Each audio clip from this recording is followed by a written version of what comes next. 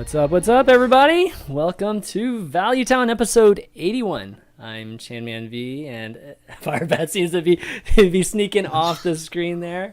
Yeah, we've got Firebat and Chakki here joining us. Obviously, Noxious Ray not here today, but these guys are subbing in, and it's going to be a very good time with you guys. How are you guys doing? You guys back from or recovered from Seatstory? Doing okay, but recovering from Seatstory. I don't know. I haven't slept yet, really. Like, I took a nap in the middle of the day, and I don't know. My sleep schedule is like more messed up than it's ever been from traveling, which is strange because you'd think I'd be used to it by now, but I don't know. I'm just a zombie. Well, you've been in like all over the world now, like in the span of how many weeks now? 3 weeks or something like that? 4 weeks? Yeah. Been on every like continent except like Antarctica and Australia or whatever, you know. Exactly. Yeah. It's pretty hard to get your sleeping corrected when you're traveling that much. How about you, Chakki? Yeah, I don't know. I've slept like probably less in the past 2 days than I slept in Europe. Like I slept like 7 hours past 2 days, so I guess I'm like my body's doing okay. I've been playing Hearthstone, grinding ladder because I need to finish well for like last call standings. But yeah, things are going pretty well. Obviously, I did terribly at Seatstory, but hey, you gotta lose some. You gotta lose some. You gotta give the other guys a chance sometimes, right? I guess. But we're going to talk about Seatstory, of course. Going to talk about some decks just to give the lowdown and just what we're going to be doing today. And then we're going to do another session of Mekkatorque Workshop. Since a lot of you guys that watched last week really enjoyed it, so I figured we would do it again. Might not be something we do every single week, but it's definitely going to be a regular segment. And for those of you wondering, what the heck is that? That's where we come up with our own cards that we think would, fit in the meta, or maybe conceptually would be a pretty cool thing. And at the end, we'll do some viewer Q&A, as always. So write in your questions or tweet them to me at ChanManV, and I'll try to read as many as I can. So first thing, let's see. Let's talk about the big announcement tomorrow, right? We have that huge stream, the China Joy stream, which it took me a while to figure out even what China Joy was originally. But so I think Ben's going to be on there doing, I think, the typical thing. I wonder if Frodan's going to be, because usually it's like the Ben Frodan thing, right? When it comes to announcing these type of things. But what do you guys expect from tomorrow's announcement? Firebat? I expect they're going to hype it up for a really, really long time, and then they're going to release like one card, and that's it. And then just leave us in the dry. Oh, God, like, please. That's usually what they do, right? They announce it, and they barely give us any content whatsoever, and they just tease us really hard. So I expect it to be something like that. Oh, that was old guts. Holy crap. We'll see like 5 to 10 cards, right? Like when they announced TGT. They're crazy. They're not going to be that nice to you, man. That's like a quarter of the set right there. Like, they did the TGT event, and they showed some cards there. Like, they did the show matches. All right, but TGT cards were all terrible. Right. So I guess they looked at that set, they made it, they looked at it, and they're like... we should go ahead and give it to them. Yeah. Let's disappoint them early. Yeah, just let them know what they're in for right at the gate. This is shameful. So, well, we were oohing and awing. Come on, like when we were. The one thing they always do is they show like the wacky cards first. yes. They always show. They never headline the reveal with like, "Hey, here's Tunnel Trog, here's Totem Golem, baby." Yeah, actually, they did show Totem. They did show both of those. Actually, Shaman was definitely in there. They showed both of those cards, Chakki. This is a terrible example. Yeah. Well, they didn't show Tunnel Trog. I think they did. They did show Tunnel They Trog. did. Totally. Well, Tunnel Trog was part of I was Eloy. there. Tunnel Trog was a part of Eloy. Oh, was it? Oh, Okay. Yeah, you're so right. they- You're right. All right. But, like, You're right. They showed like Totem the guy slammed the Tuskar in the match, Oh, and right. fucking Totem Golem comes out, and everyone's like, "What? Did that 3-2 for That 3 was- just spawn a 3? Somebody fixed that. Somebody totally fixed that. I don't even think draw. they meant to show I Totem know. Golem. It just happened off the Tuskar. But yeah, I don't know. That was I think pretty they're epic. gonna That's show. pretty epic. They'll show at least a couple cool cards. Like, you never like hook people on your set, and then you're like, "Oh, well, we've got nothing to show." And then I think they might do like the voting stuff No, or something. don't do the voting. The voting was for thinking. expansions, but Yeah, don't do the voting thinking, please. it's just free social media interaction for them, but I don't know. They'll do something similar to that. They'll do some way of revealing cards. Like, they're not gonna make it boring. Yeah, I mean, But this is an expansion set, so there's what going to be like 40 cards. hopefully, I like the cards? fact that they did 45 for LOE. Like, that Yeah. seemed like a much better number than 30. 30 just seemed too Oh little. gosh, seriously. Yeah, 45. Hopefully, they're as impactful as LOE was too. It'd be hard to imagine. Like the last two sets, they've literally had very good, like single cards where it's just you build decks around, and hopefully that trend continues. Given that it's probably going to be Karazhan, I mean, given that all these hints that they're giving at this point, I think really point or lead to Karazhan. Do you guys think that any kind of favoritism to Mage or anything like that we'll see in terms of what cards are released? I mean, probably see like some cool mage stuff. I think the Mage one didn't thing's get for much, actually, in sure the last one. is Shaman's not getting a lot. I think that's the Shaman. Well, Or like warrior. they can. What they'll do is they'll give like very specific non-aggressive cards to Shaman. Like Urgle. it's gonna be like the Yeah, it's gonna exactly. be like the building blocks where they start putting in cards that everybody looks at right now and they're like, well, these are shitty. And maybe like a year and a half down the line, it's like, oh, Control Shaman is like really good now. And they just, Or, they like- just start. They're gonna throw like a random tribe into Shaman, right? Because Shaman doesn't really have a tribe. Yeah, and yet. like these Murloc Yeah. cards they keep adding, like the yeah, shitty. there we Murloc go. cards, Yeah, that's Where what everyone's like, these are so awful, and they are awful, but like maybe a year from now they're a real thing. Who knows? They'll Well, probably give them like meme cards. We just got a Murgle hero, so I Mhm. figured they'd Yeah, have to that's- add that's some, right? telling. Right. There's got to be some theme element to that. Okay, so Shaman getting nothing. All right, I think we can conclude that's probably going to happen. Warriors should get nothing too. I don't know Warrior if they should will. get nothing too. It's Yeah. got the Like- most tier 1 decks that any class has ever had at one This time is in the the history of highest- Hearthstone. Yep. This is, I think, the highest single class representation on ladder ever. Yeah. I'm not sure if that's true or not. Maybe in Undertaker days, Hunter was more represented, but I Well, because there was honestly- Undertaker Zoo as well, and Undertaker Yeah, and Priest. Priest, Yeah. yeah. Mhm. So Well, and good. other decks were powerful and fun at the time. Like Miracle Rogue was still really good. Yeah.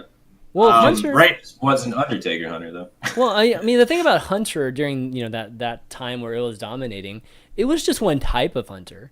Man, with Warriors, we're seeing all kinds of Warriors on the ladder, and I mean, even just the chart, just the arms warrior, right? Just a super aggressive one. You don't see it much, but if you add that with Pirate. Cthulhu and with Dragon and with just whatever, just your standard Like, control. yeah, Warrior it's is great. golden. They literally can Yeah. get 0 cards and be completely Yeah, I viable, know. no matter what the other classes get. So That's true.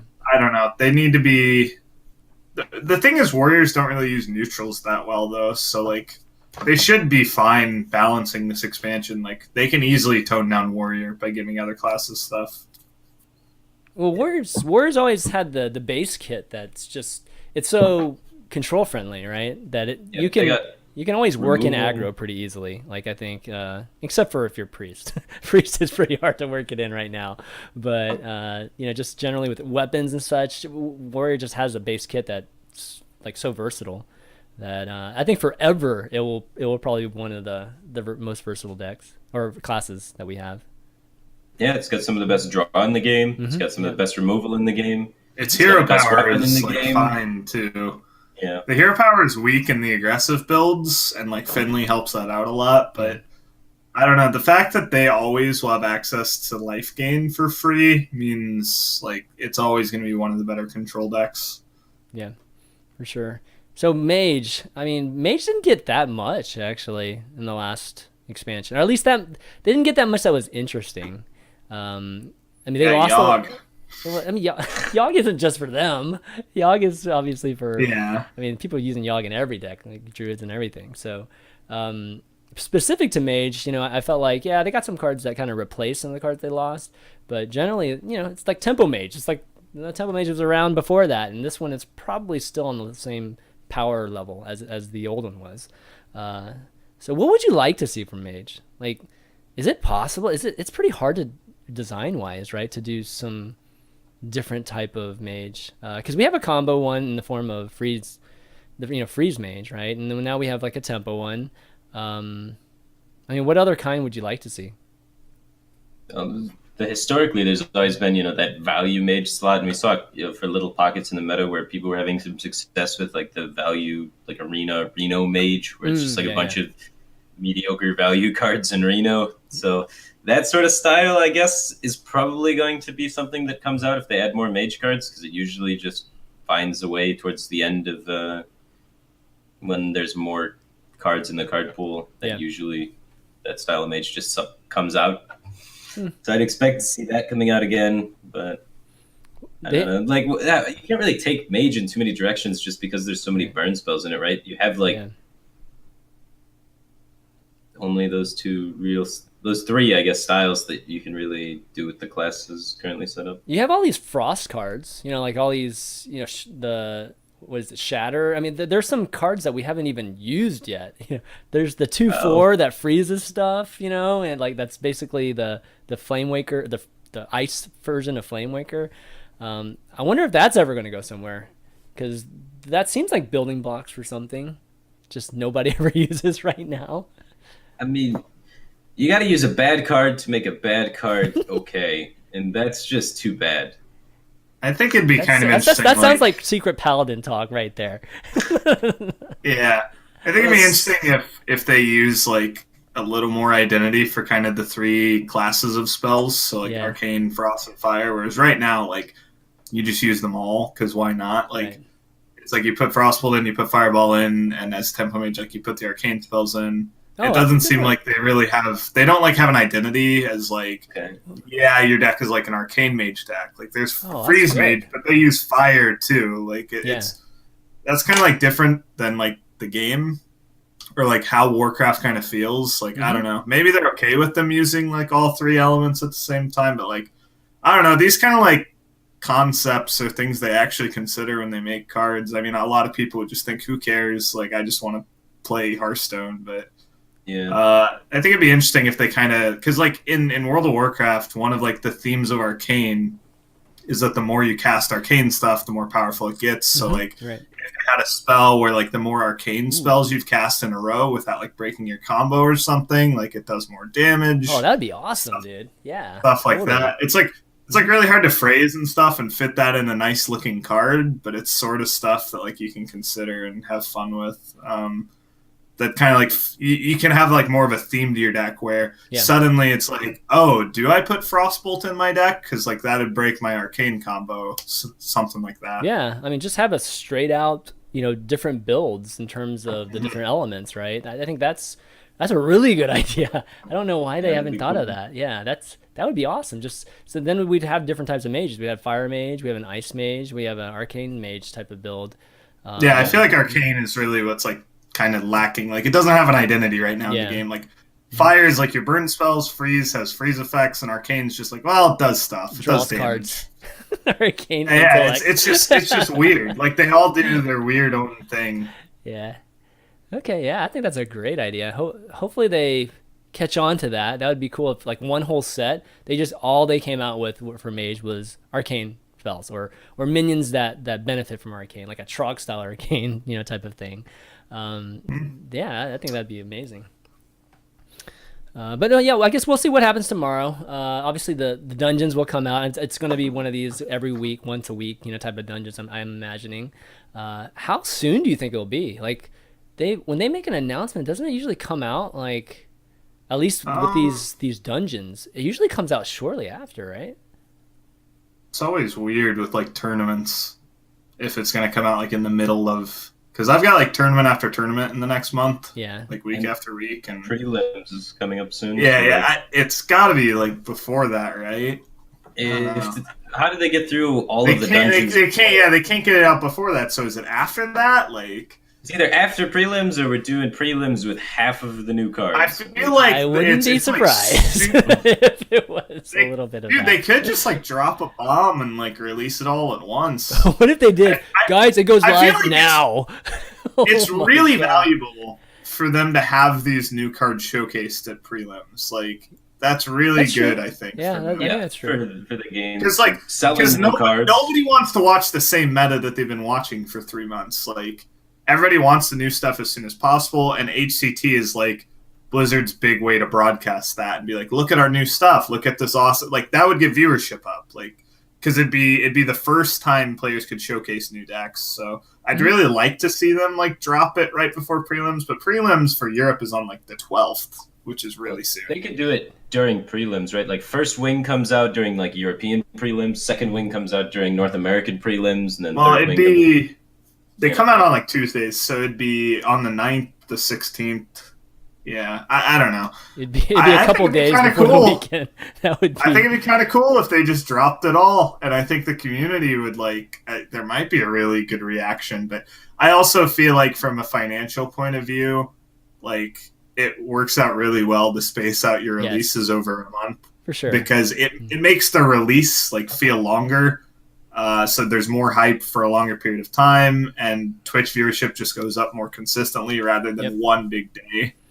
But I don't know. I mean, they release expansions all at once, and they used to. I guess they've always kind of done the wing thing for the adventures. I mean, I don't know. I don't think the release of any of the adventure modes or even the expansions have really. I mean, they haven't really taken into account the competitive schedule in the past. Yeah, so they have never cared. I don't see it actually changing. When it's like anytime their soon. direct event, though. No, I mean they've never. If anything, they always favor releasing expansions right before all of their events. That's what I'm saying. It's like I think that's like valuable for them to do. Yeah. Right, but it'd be weird to release one wing because like it's one wing per week. Per week. Yeah, but like that's I really hate the week thing when it comes to conflicting with events. Because then you have like certain things are just always busted at certain events. Yeah, like Mage for Seatstory Cup, the one that JJ won. Mage had Forgotten Torch, and nobody else got their LOE toys yet. So like, Mage was just good. Like it just had Forgotten Torch for no reason. Yeah, so Freeze Mage was just really good at that event. And in the finals, Freeze Mage went 5-0 or whatever, like 4-0. But it's just like it's more of snapshots of, you know what I mean? It's not like it's unfair. It's snapshots of the week, which is like lame.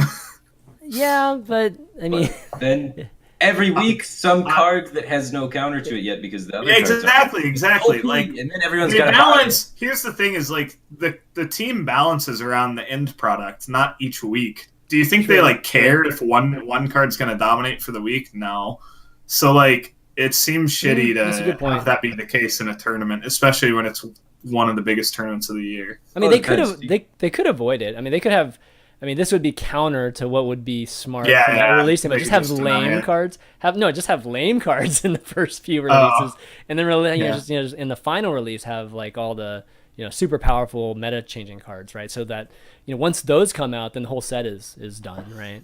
I mean, that would be counter to what they probably want to do because they want to keep the hype going, right? So they have some kind of cool card in every one. They want to use their tournament as an advertising platform for their new cards, which is reasonable. But in doing so, they're just kind of being like, well, screw the competitive scene. We don't care about That's balance. What we hate, guys. So good luck, guys. Have fun. You've been practicing all these decks for months. But screw you guys. We want to make money. GG. It's like last year, right before Worlds, when they did the nerf patch, like all the players had already qualified for Worlds. Yeah. And they did it in like a very specific meta that they like proved themselves in and spent like 4 or 5 months practicing in and like gathering stats and building decks.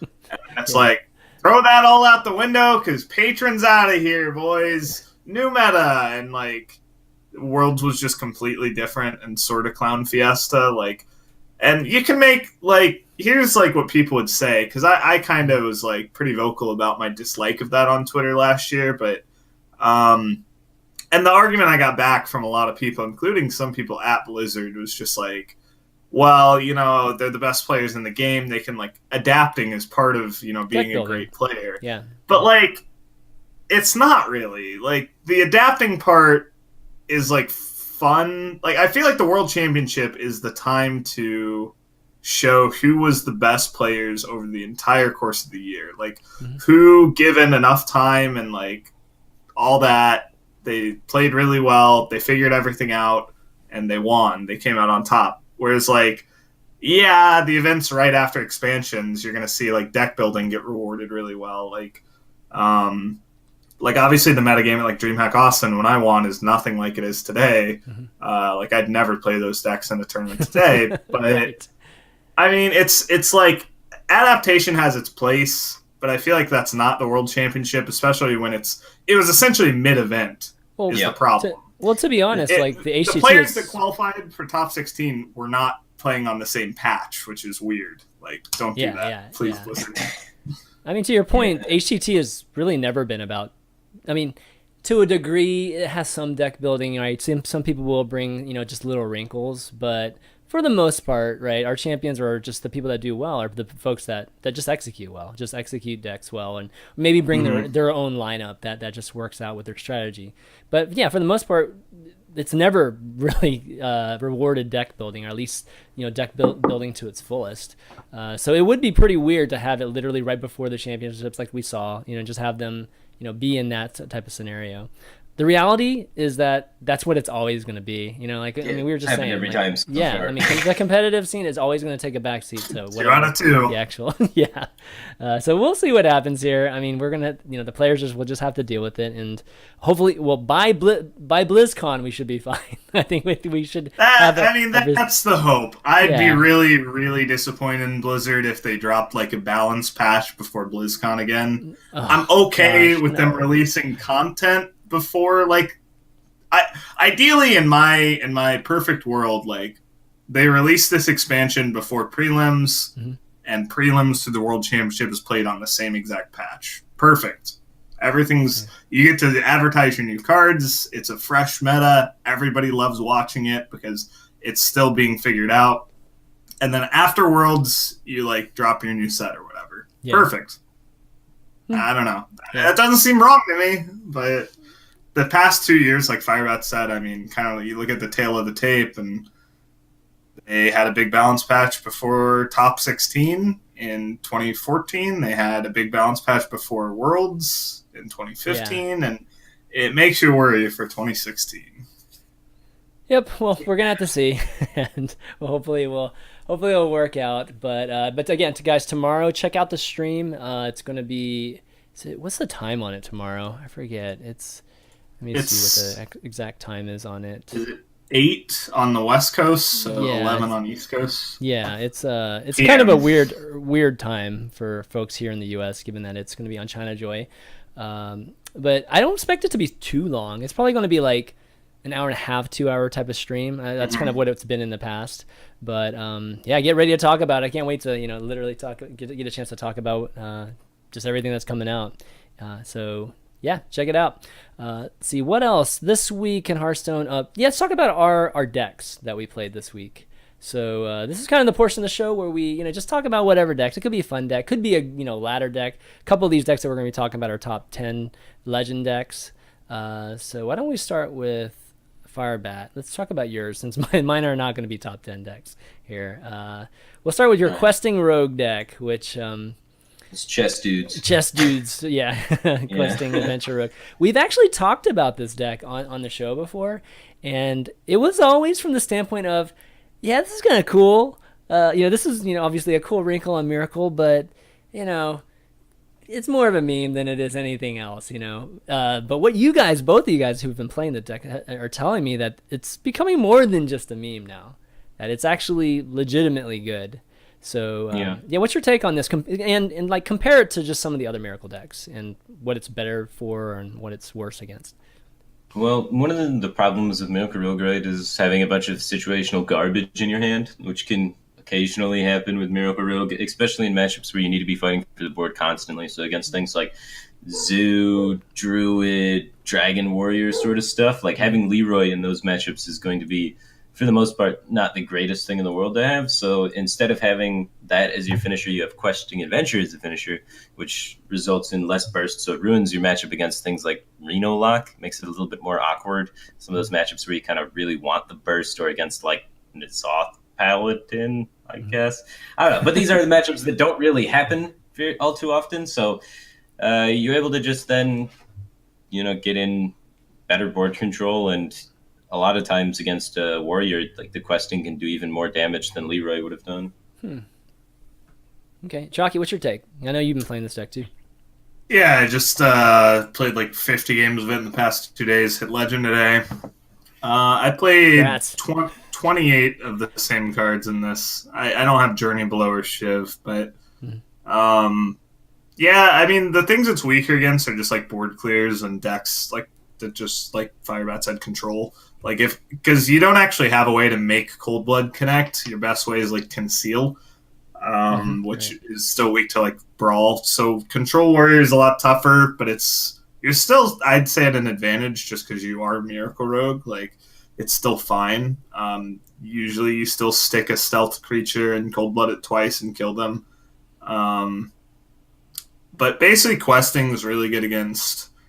It's not insane against Zoo, but it's better than Leroy is kind of the thought there. It's really good against Shaman and Dragon Warrior. Because if you can get it up to like 4 health, that's really awkward for those decks to deal with. And it's basically kind of like a second and third copy of Edwin Van Cleef in those matchups, which is like how you win against Shaman and how you win against Dragon Warrior is you just make a big guy on like turn 3 or 4, and they can't really do anything about it. And even if they can do something about it, it takes their whole turn, which is pretty much where you want to be. Like, as long as they're not hitting your face and you can get to an Auctioneer turn, you're pretty happy with life. I don't know. I'd have to check like how well the questing did overall for me, but it definitely won some games on its own. There were a couple spots where it's kind of like, yeah, if this was Leroy, I probably would have won. There's always like I lost to like a Reno Lock. I lost to a Control Warrior because he brawled away my stealth questing adventurer. But yeah, I mean, overall it felt pretty good. I noticed that, I mean, Chess Dude's top 10 with it for a second month in a row, and I was like, all right, it's time to learn some Rogue. I guess this deck's pretty okay. I played a bit with Amnesia, who was the one that made the deck originally, and it was pretty good, honestly. Like, I mean, it's not like the best deck in the game, but I'd say, like, if you want to play Rogue, this is certainly a good way to go about it. I think it's, like, maybe top 4 classes for ladder right now. Yeah. I don't know. Maybe. It's like good. 4th or 5th, right? Yeah. Rogue is the class for ladders, 4th or 5th. With what? Warrior? Like a Warrior Shaman? You got Druid up there. Druid, you got right, Warrior up there. You got Warlock and Shaman, right? Yeah, I guess that's true. And Rogue Hunter? Or I think my... Hunter seems below Rogue. Could you guys hear me? Yeah, I can hear you. Yeah. Okay. Yeah. My audio on your end disconnected. And I don't know, Discord weird for me. Yeah. So for those of you listening, just a real quick rundown of the deck. It's a lot of the things that you expect from a Miracle Rogue with the backstabs, preps, cold bloods, concealed, deadly poison, blood mage, eviscerates, sap shiv, Edwin fan. So the questing obviously is the big part. There's one Shadow Strike, SI agents, Tomb Pillagers, Azure Drakes, and Gadgetzans, and then the Journey Below. So why the Journey Below versus I don't know, just like another poison or anything like that? So one of the big problems with like not running Leroy that you can get into is, like Chakki said, against the Control Warriors, where you just really struggle there. So you do oftentimes find you're able to stick a questing and still win, but you get the added percent of finding the 8-4 off Journey Below. A never-ending Nubarak. And you win every control game if you hit a Nubarak. So you're tech towards anti-aggro. That's crazy, isn't it? It's actually really high odds to hit a Nubarak. Why not just add a Nubarak to your deck then? Well, because Journey from Below is also then, the third 4-drop, right? You only have 2 4-drops, so like having the third 4-drop is pretty good. Okay. Increasing your odds of finding Tomb Pillager or having Zeril get thrown in there. So you're very likely to find Tomb Pillager or Zeril, and you have a decent chance in control matchups just finding a Nubarak and winning. So I really like Journey from Below. I think it's better than Poison. Cool. Yeah, I haven't actually gotten a chance to play this yet. I definitely play Miracle some on the ladder, and the times I play it, I definitely, winning percentage is 65% or something like that. And that's, going from like rank 5 to Legend, just in that area right now. So, I'm going to try this out tonight for sure. All right, Yeah, next. it's actually. Oh, go ahead, Chakki. Last. It's just like I think it's like maybe a 1 in 3 to get a new rack off of it, or like any 1 in specific 3. rogue deck Holy rattle. smoke. Yeah, because of like the way that the class specific cards work Oh, with yeah. Discover. It's heavier, really right? Like ridiculous. higher priority. Yeah. Just win against control if you get it too. I New ran it deck's for a awesome, dude. Nobody's running silence.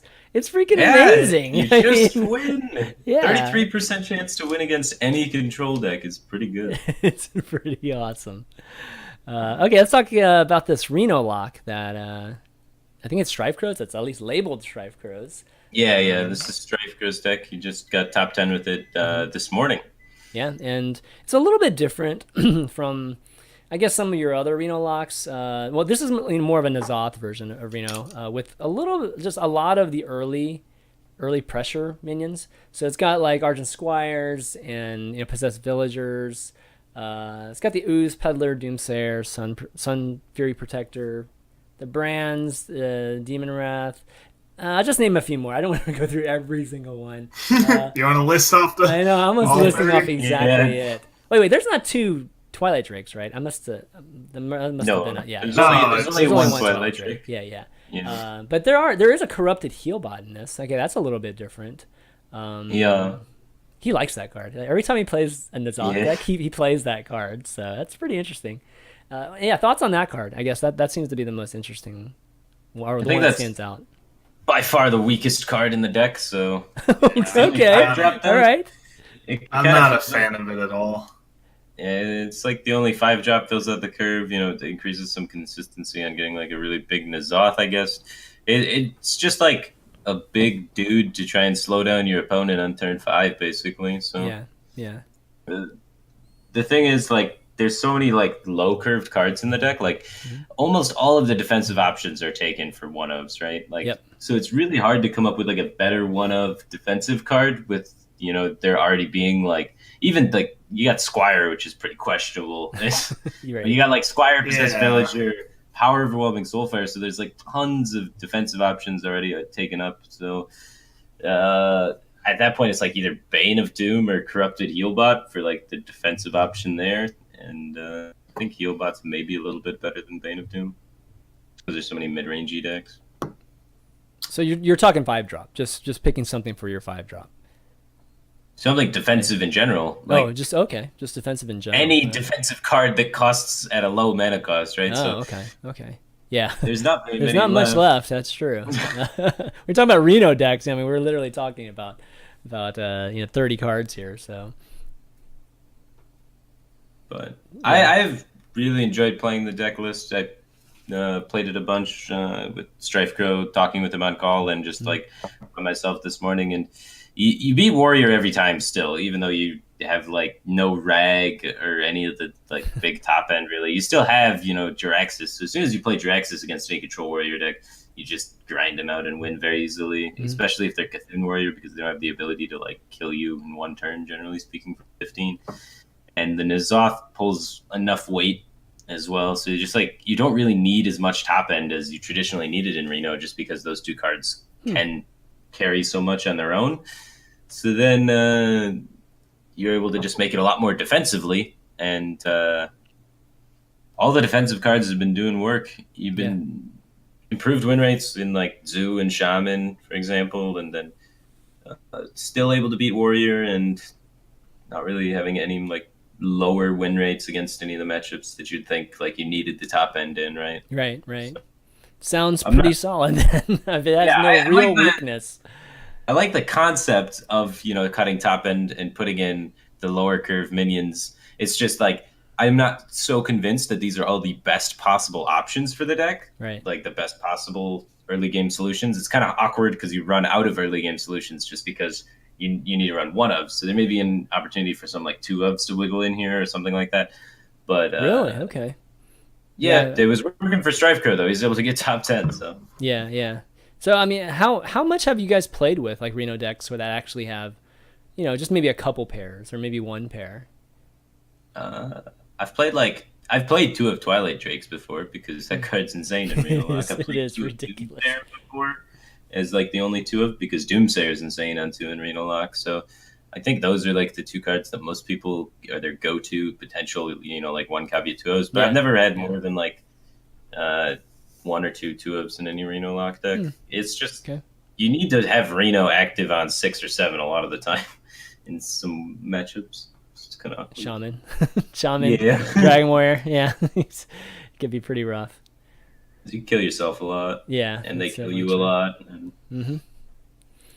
All right. Well, so my deck is very similar to a deck that I was going to talk about in Seatstory. So why don't we kind of combine those two? So Seatstory obviously was really, really great tournament. I think everybody that was watching it, I think it got up to like 70 or 80,000, which for an event, for a Hearthstone event, especially a non, HCT, I guess Blizzard related event, even though the HCT events haven't got that much viewership today either.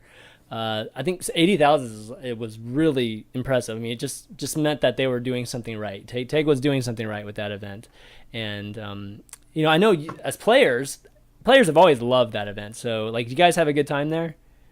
Yeah, it looked like a lot of fun. I mean, his new pad looks amazing, man. It's got the DDR. It's got the real DDR machine there, and it's pretty sweet. Yeah.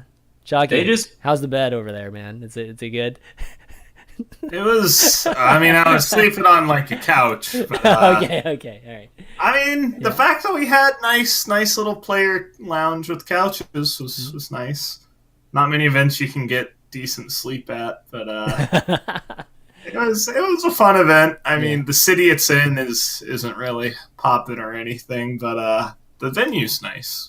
Yeah, the venue is sweet. You got computers to play whatever you want. They bring in food every day. Yeah. There's drinks every day. There's like 3 refrigerators, a bunch of drinks in them usually. And they always go like the extra mile to like up from like other tournaments, just making the venue feel like, at home and you're able to just have fun and do whatever. Because a lot of the times, like some of the tournaments, like as soon as you're out of the tournament or whatever, you just feels bad. It feels bad, and you basically go to your hotel. You're just sitting there, right? Exactly. There's no player area. There's no nothing. It's like, well, see ya. And so I really like the atmosphere and everything in Seatstory Cup. It's really fun. Yeah. And they always have these side events too, right? Like the whole Team Anubis thing with all these. I mean, that part is actually, even those little things, guys. I mean, that's so perfect for the Hearthstone community. That's the kind of stuff that people, they definitely like to see in between matches and things like that. So they just take that extra step with everything every time at Seatstory Cup, and they always do one thing more than what everyone else is doing with their tournaments. So I really like it. They don't just settle for, let's just run a Hearthstone tournament. They're just like, let's run a Hearthstone tournament, and then what else can we do? Let's put some guy in a mask and like totally have a total voice manipulator, and that was awesome, man. On top of that, obviously the casting is always great. Having just a rotation of you guys on there, and a lot of times it's just like it can be a meme fest too, but that's exactly Skaka and Eloise and everybody together. Casting is pretty epic. But again, that's pretty much what we want as a community. So again, kudos to take for that. But let's get talking about the actual play. So I think the deck that was talked about, at least for the first day or first 2 days, the most was Frodan, right? Frodan 3-0ing Shrivecrow and Oskaka with the Pogchamp deck. And let's bring that up real quick, because this is the deck. I played a deck that's kind of similar to this. I've been playing this deck actually for a while, so I'll show you the Pogchamp deck and I'll show you my deck. So the left one is actually Frodan's Pogchamp deck, and it ended up being like a very much a fatigue deck, in a lot of the matchups, or at least against a lot of the decks that were brought to the tournament. First off, like what are your thoughts? Just control, shaman, and this type of model. Chakki, how do you start? I think it definitely caught some people off guard. Like, one huge advantage it had in the first group stage is when you're looking at Shaman as like a ban, a lot of people were banning Shaman. Like, okay, so say you come into the event, you plan to ban Shaman, that means you probably have like Rogue, which does very well against this deck, and you ban it unintentionally. That didn't happen to Frodan, but I believe it happened to Gara and it happened to Jackie Chan, who was playing a greedy shaman deck. Like Lifecoach banned his shaman because he was playing rogue. He's playing like greedy warrior, whereas those decks would have just absolutely crushed this, and he accidentally banned it because you don't know any better. We didn't have a list. So like you kind of get that small advantage, and then the people that don't ban it aren't prepared for it at all. They thought, oh, it's aggro shaman. I came prepared to beat aggro shaman. That happened to me. Like I didn't know Gara was playing this. I thought it was aggro shaman, and I ended up dropping 2 games to it, and then I was able to beat it. I think his draws were. I feel like this deck is so incredibly weak when you don't get Farsight on 3 against aggro. Like that's kind of why I played destruction. You just never have a swing turn if you don't have Farsight on 3. You never have a swing turn ever, because especially when they're playing this deck, you don't have to clear totems at all. Like the totems do absolutely nothing. They can be problematic at times too, actually. So you go face. Like you go Flame Imp on 1, they go totem. Your Flame Imp can just go face. Yeah. And then if you look at it like this deck plays on 3, if you don't have exactly Farsight or like maybe Mana Tide, but you can see how Mana Tide is significantly worse than Farsight. Like you get crushed, you get blown out, and that's what happened. Like in my set, it was like, okay, did you draw Farsight on 3? Yes, you won that game. Did you not? No, you lost that game.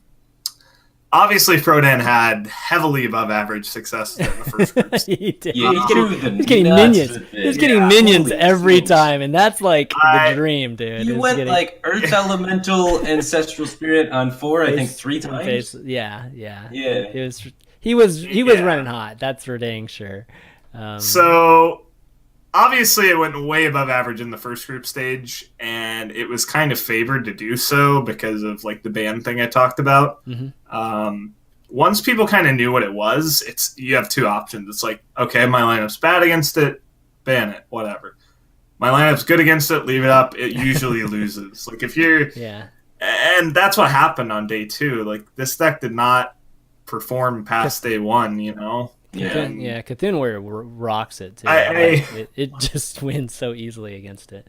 Obviously, like everybody was going off the rails about how awesome this deck was after day 1. I mean, the Bog Creeper was like a pretty funny card to see do. Yeah. But honestly, like the Bog Creeper part of it can really be like many different cards, and the deck still functions relatively the same. That's what that's like the weaker slots in the deck. Like that's like card 29 and 30, honestly. So it's a flex position. Yeah. I don't know. Obviously the deck's like some people are like crying like, is this the new like tier 1 deck like after day 1? No. I mean, it's like as a pro player, you test stuff like this, and you always want to bring stuff like this and like surprise everybody and 6-0 your group with it. It's like that's the dream in your head. And yeah, occasionally that literally happens in real life. In this case, it did. But like, I don't know. You look at what won the event: regular decks. Yeah. And so it's like it kind of. Chan got second though. No, Jackie actually had a couple. We're gonna see his decks. He was the only one that played Control Shaman and made it to day 3, right? Yeah. Because everyone else that brought the Control Shaman, they made it out of their first group. People figured out what it was. They adapted to it, and they all lost in the second group, right? Yeah. So basically, like this deck has it has good matchups. Like I mean, I don't want to like knock on it as like the worst thing ever. It's like it's got a good match against Zoo, a good match against aggro shaman. It just kills aggro. Easy. And really easy. And so like if you're expecting that, which you kind of are, and Yogg Druid, those are the 3 most popular decks of the tournament. Actually, right? I've had mixed success. I've had mixed success against. I don't know Yogg if Druid, it kills Yogg Druid. I've had mixed success against Yogg Druid. It's pretty even actually. I mean, it's a fine deck. It's just like. You have to also fit it into your LHS lineup, which is like kind of a strategical thing, which is hard to do. Yeah, true. I mean, they did well with it overall, and props to them for finding something that did work. Even if they didn't win the whole tournament with it, it's definitely it performed well for most of them. I think Saiyan and Frodan did well with it, but yeah, I mean Frodan wanted to bring something different. He already said that, right? Like going into the tournament, he didn't want to bring the same like, deck. So mission accomplished. Yeah, it got people talking about stuff and sure. If you could, go ahead, Chakki. From a player point of view, it kind of like it's kind of shitty to see like people talking way more about like this kind of stuff than like the people that won the event or whoever wins. Like the Lifecoach like thread has like half the comments of the Bog Creeper appreciation thread. Wow. And it's like, Okay. I understand it's kind of like a lighthearted atmosphere, and like it's awesome to see new stuff do well, especially like with Frodan kind of coming in and people underestimate him and he shows up with this and crushes. But it's like, I don't know. It was kind of just like, I don't know how Lifecoach feels. I mean, he probably doesn't care Well, since he won. It's but- one of those things where, I mean, don't get me, okay, so first off, before I actually make the comment I'm about to make, I mean, Lifecoach, you know, congratulations to him for winning the whole tournament. I mean, the series he and Tice had, it's probably the best series that I think a lot of people have seen, you know, this year. That tight, I mean, that series took like 2 hours to finish. Yeah. So it was a really intense match, and each of the games actually were very, very close. So, you know, I think the community does appreciate that. It's just, it happens so often now. I mean, those guys do really, really well. And I think when something new happens, you know, people, you know, in Reddit particularly, you know, go nuts about it. And that's kind of why we saw, you know, Frodan 3-0ing. Come on, Shriveko and Oskaka. Yeah. I mean, that is something to talk about. I mean, it's just like 6-0ing with this deck was a pretty extraordinary event. Yeah. I will admit that, but you know, it gets to a point where it's like, I definitely think it's more like impressive to. I think honestly, like Jackie Chan's performances with his deck was actually more impressive because he got obviously second place in the tournament. Yeah, let's talk about his decks. Let me bring his decks up real quick, and we can talk about his. His decks, I'd say, were actually slightly less wacky, but his Shaman deck was pretty crazy. Actually, I don't have his Shaman deck here. Let me find it. Oh, that's the coolest one. I know, but he didn't put it in his tweet, It's weird, man. He didn't have his tweet. Like I gotta find his tweet. I think Frodan's Shaman deck is better overall, but way better. Yeah, Jackie Chan Shaman was not very Dude, powerful. but I love Jackie because Jackie does things that I do for fun, and he actually makes them work in a competitive atmosphere. So it's let me find it. I took the ones from his tweet, but I must have missed it. Hold on, I'm gonna have to find it here. Is it this one here? It's got rag in it, right? Shamblers in it. Yeah. This is it. Okay, let me show you guys real quick. Yeah, the Shamblers is man. I've tried the Shamblers too, man. Like I was showing mine previously too, but it's I don't. By the way, I don't like the Farsights either. I took those out in favor of another Ancestral Knowledge and an Emperor instead. Let's see. So see it, I guess, but Farsight's really good. Yeah. You Farsight a big minion and you Ancestral Spirit it. There's a lot of matchups you instantly win if you do that. And there's a lot of you do, but a lot of times you get one of those 2-drops or those stupid spells that that's what you end up Farsighting, and then it's just like, oh shit, that was terrible. So that's what I found. When you get a minion, it's like it's almost game over whenever you get a minion. But there are more spells in this deck, I think, than minions. We're pretty close, so it's like half and half with it. Anyways, I've actually put in Chromagus just for the hell of it too, just for ancestral type of synergy too, and that's been pretty good against control decks. Okay, let me get this Jackie Chan Shaman too.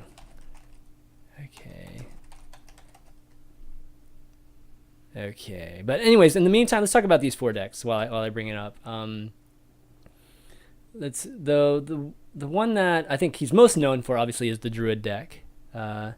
This one has the Onyxia in it, and that's about it, right? Like, everything else is pretty similar. The Soul of the Forest, Onyxia type of.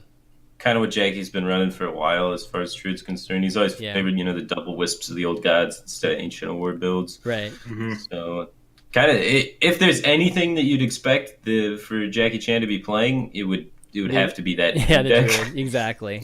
Yeah, he's been on the show talking about that deck too.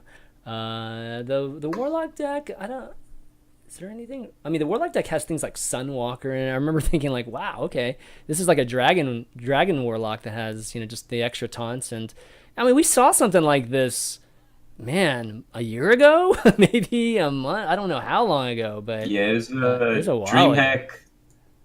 DreamHack Summer. Xeris brought that deck after hitting rank 1 legend with it on like day 5 of the season. Yeah. He said the deck was good and brought it to DreamHack Summer and performed mediocrely with it. Mm-hmm. I don't know. What do you guys think? I mean, as a tempo mage, is it better than running Tempo Warrior?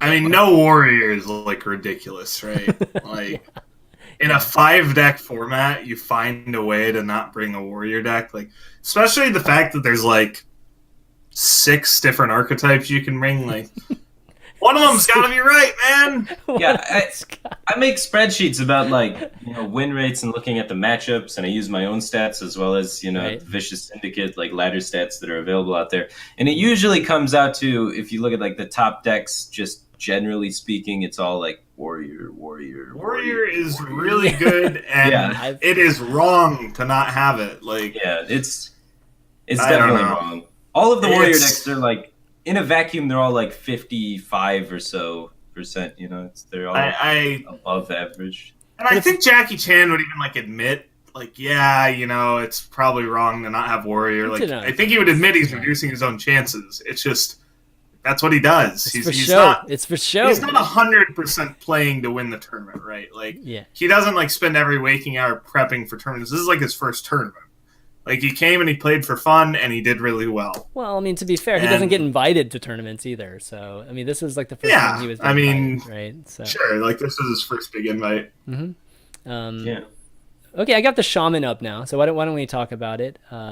Pretty similar to Frodan's, in the form of a lot of just similar just spells and minions. The things that stand out, obviously, the Faceless Shambler. He has one less Faceless Manipulator because of it. And then he didn't have Bot Creeper. He had Frost Giants. Oh, that's right. Oh, the 2 Frost Giants. Yeah. God, this is the God, man. The Frost Giants were just terrible. The only match he won. I think I might have given him that idea, like the one time he was on here, because I was playing Frost Giants at one point, and it was pretty bad eventually, because it only works against like control versus control matchups. Because you can't totem as nearly as much, right, against any kind of tempo or aggro decks. So a lot of times they ended up costing like I don't know, 7 or 8 mana, which is not the greatest place for it to be. It's good with Shambler though, right? I mean, you can get a pretty good. Yes. I don't know. Come on, I mean, it can be good. I mean, the whole point is just to put up big taunts, right? That's the whole point of this deck. It's just not very good. Like. Yeah. The Frost Giants are... I mean, it's good against control, but, like, there's better options against control overall. Like how Lifecoach brought Camel Hunter was just, like, if you really just want one specific deck to beat up control, like, this probably isn't even the right deck, because he had a match against... I don't remember who it was, but they were playing Cthulhu Warrior, and... Oh, God, that match. I guess it was Hot Form, and... Hot Form misplayed at the end, but like it was super close, and actually the Cthulhu Warriors could have won the game. I remember that. Yeah, Hot Form threw that game. He could have won in fatigue, but he messed up. Yeah, all you have to do is hold the Cthulhu. Like, you never play the Cthulhu out, or else they just it's the very last thing you play is Cthulhu. Like, you play Cthulhu as they fatigue, and you win. Yeah, that's exactly how you win. But, like, the fact that you get that close against, like, Cthulhu Warrior is so weird, because, like, in the past, you could just play really greedy decks like this and beat Control Warrior easily. Against Cthulhu Warrior, you really can't do that. Like, they can still beat you. And so, like, this deck has... This deck has a lot less of a place, like, to be a thing. Well, the Cthulhu Warrior, the problem with Cthulhu Warrior is that you can't quite... You're always scared of the removal, so you can't quite put invest enough to kill Cthulhu Warrior. So they get things like the Emperor down, like the Emperor with the 4/6s down. But then when they get Thorazan down and they save the coin, then Bran and Cthulhu with the coin is just like GG. Like, no matter what you do as this shaman, and then the heals are just worthless. It's like my heals that I have, like the Halazeel and 2 heal waves or 1 heal wave. You just don't even use them. You use them on your minions so they don't get executed. So it's kind of crazy. I kind of like the place that Cthulhu Warrior is at, how you can't just, run a bunch of threats and just plow them over a lot of the times because they can outlast them. It actually makes like finishers a lot more of a thing. Instead of just jamming a bunch of random bombs, you need to actual use Jiraxises and cards like that to actually close out games against Cthulhu Warrior. So it makes those cards a lot better in the game. So I really like the design of Cthulhu Warrior being like a control deck. It's like one of the staple real control decks. So I mean, Shaman deck, I think it like has a couple slightly unoptimized cards. The overall deck, like, yeah, it still has its good matchups. It's better against control than Frodans, but it's pretty significantly worse against aggro. Like Frost Giants, Rag, just don't do anything. Well, you have to have a minion stick. Did he really have one healing wave? I know. Yeah. He had one That's ridiculous. I can't believe it either. Actually, both those healing waves. I use both of them almost every game. So I can't even imagine living. But he has more minions too. Like he definitely gets taunts up more often than not. He's got the 7/7s too, which Frodian's deck didn't have. It has to stick. Faceless is worthless if you don't get it if you don't get anything. I actually won in the game against Osaka. The fact that he had Flame Wreath on 4 and he just used Ancestral Spirit on it. Yeah, and just it wasn't even the fact that the taunts won him the game against Worgen Warrior. He just beat him up too fast. Like, the Worgen. This deck kills the Worgen deck actually. It should be easy. Yeah, it just has so much pressure so fast. And it's taunt too. Like at the very end, you just throw up a taunt, and there's just like some taunt that they can't take out, so then you end up winning. I remember when I was in the basement watching the games at Seatstory Cup, right? And it was JK versus, or not JK, it was Osaka versus Jackie Chan, and the Fate to Karma guys were sitting next to me, and they see the first matchup come up, and it's the Shaman deck up against the Worgen Warrior, and they already started celebrating and freaking out, and they're like, Osaka messed up. It's the only deck he has that can beat the Worgen Warrior. He gets a free win. He's going to win the series. So, yeah. Yeah. That series was Osaka. Osaka said he had a 0% chance of losing. Now, more realistically, that's probably like upwards of 80% of winning, but Osaka was very favored in that series and like got unlucky on not only the first matchup, but like how things panned out. Is it luck on the first matchup though? Because Osaka showed his confidence and basically set his confidence to Jackie Chan. And like if you know Osaka, he is going to queue up his best matchup first, especially when he's confident like that. Is that true? I don't know. He always does it against that's a big read. That's a huge read. Whenever he's confident, he will queue up his best matchup first. So I think he believes he can sweep with Worgen Warrior 80% of the time, is basically the statement he was saying. He's like, I'm just going to sweep with Worgen Warrior. I don't even need to do anything else. And I think I would 100%, like I would gamble like a lot of money on saying that Osaka would pick Worgen Warrior first. Yeah, that's the difference between us. I think gambling on something that somebody first picks is a stupid gamble to take. But I know Osaka, and I knew like Wayne was like talking Jackie things. Chan doesn't. This is like talking to a poker player that like goes by numbers. I honestly think Jackie Chan could figure out that Osaka was going to play Worgen Warrior first. I think he had a very good hunch that was going to happen. I don't know. Once you like math out the potential openings, you can like find your best one, and like maybe they counter your best one, and you go a level deeper. At the end of the day, like there's still Nash equilibrium and stuff about it, but you're just saying like he might have had a read, which is like that's stuff you can't even like discuss. Like how do you even like talk about a read? I don't know. I mean, you have to come up with reads at some point. Exactly. Like, this happens in poker all the time, or right? anything. No. Osaka definitely has like a pattern of whenever he's confident and he thinks he can 3-0, he tries to 3-0. He likes 3-0ing. There's something satisfying about 3-0ing, right? Don't you like the feeling of just being like, I 3-0'd him? You don't like that feeling? So coming strong. You don't like that feeling. You don't like 3-0ing people? Come on. I mean, a lot of people seriously? would prefer to 3-0 rather than take the the highest win percentage route, just because they want to try and get the 3-0. I just want to win my match, man. Yeah, really? Same here. Well, okay. I don't think agree a lot with of people are hungry for the 3-0. Like they try and if they feel like they can 3-0 80% of the time, I feel like a lot of players would try and take that opportunity to 3-0. If you think the deck's going to 3-0, it really doesn't matter where you queue it, though. Exactly. That's why they queue it first. And then maybe it's not going to 3-0. Maybe there is some counterplay that your opponent has to it. Osaka told him, I'm going to 3-0 with you with Worgen Warrior 80% of the time. I win. I'm the best. What up? And then he's like, he's probably going to queue Worgen Warrior first. Let's play my Shaman deck that counters it, right? Yeah, so, it counters it, yeah. right? So that's what happened, right? So that happened. I don't know. Man, next time Skaka plays you, buddy, I promise you he won't. All right, we gotta make some. I promise he will not be playing that. I still don't think you can make a read on that situation.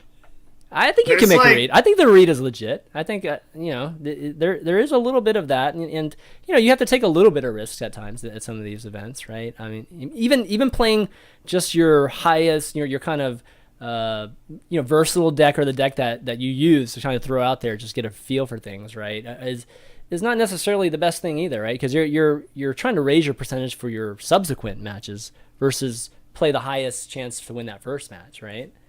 So it's just a different approach. Now, just 3-0ing over winning overall, that's kind of weird. Like, just a player wanting to 3-0 more so than having a higher percent, like just a general win percentage. That seems kind of strange to me, because I mean, everybody just wants to win the most in the end, right? Not necessarily 3-0. You don't get bonus. You don't get bonus money for 3-0ing people, How confident they are in their ability to 3-0, right? Yeah, okay. Confidence factor. All right, but anyways, just to, I guess, wrap up Jackie's decks. Jackie finished second for those of you that didn't watch. And, he it was like Yogg Druid again. It was Yogg Druid, this Dragon Warlock, standard Yogg Tempo Mage, and then a N'Zoth Paladin, Control Paladin, as well as this crazy Faceless Shambler Frost Giant deck that we were talking about with the Shaman. Figured we would touch on Lifecoach's decks real quick, given that he won the tournament and all. Let me actually bring it up here. So Life